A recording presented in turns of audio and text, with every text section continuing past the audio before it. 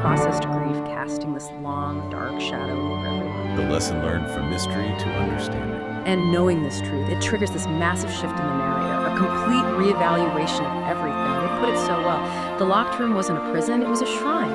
My parents weren't hiding danger, they were hiding pain. That's the core realization, isn't it? The aha moment. It's incredibly powerful. The whole mystery that caused so much fear and obsession for years, it just flips.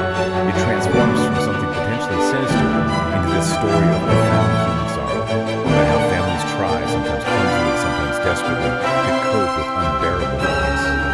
The tragic irony is trying to bury the pain created a whole different kind of pain for their living child, redefining that room from a place of fear to a sacred space. It's a huge step towards empathy, understanding. So what does it mean for the narrator? Their whole reality is flipped. The villain wasn't some dark secret, it was grief itself, universal, human. Imagine realizing that the fear you lived with was rooted in something so sorrowful, your parents mourning.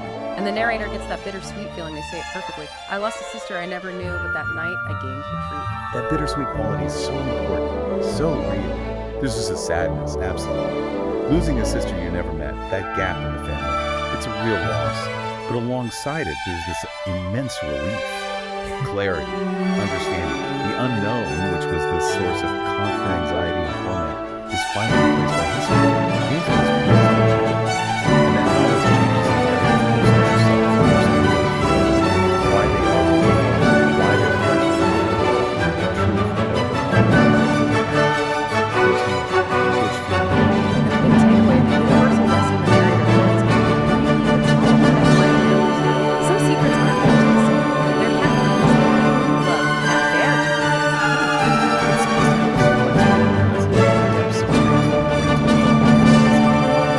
It raises that broader question beyond just this story. The parents intended protection for him, shielding the living child from the darkness. But the act of hurting, it created decades of anxiety, confusion, misunderstanding. It just shows the ripple effects, the damage that unprocessed grief can do to families. The weight of losing a child is almost unimaginable, and parents might instinctively try to shield others, thinking it's love. But that secrecy, however well meant, can create new wounds, distance, broken communication. It's that double-edged sword, isn't it? Protection through silence. Sometimes the truth, even the painful truth, is the only way to really connect, to heal. But the story does end on a note of resolution, a sense of healing starting, which is hopeful, the narrator says. The room is open now, and every time I pass by, I don't hear whispers anymore, just silence, peaceful silence. Opening that door. It's so symbolic. It's not just physical. It represents the family starting that hard process, acknowledging the past, healing together, maybe for the first time, and that peaceful silence. It's not emptiness, it's acceptance. It's integrating Sarah's story, her life and death, into the family narrative. It suggests the truth, however painful its arrival, ultimately brought some real peace, understanding. The room isn't haunted by mystery anymore, it's a place of memory. And hopefully it leads to a more honest understanding. That idea. Confronting hard truths, while scary, is often the only way to find genuine peace, real connection, within ourselves and with the people we love. Wow, yeah.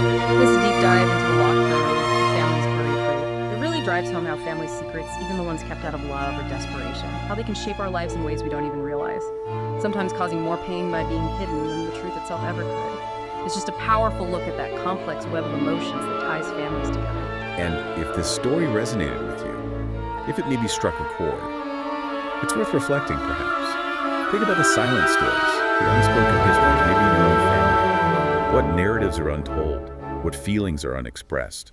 Is there a truth, big or small, waiting behind some metaphorical locked door in your own life? There's huge power, sometimes huge pain, yes, in facing those hidden histories, but often also immense potential for understanding and for healing. Definitely something profound to think about. As you navigate your own family story and the truths held within it,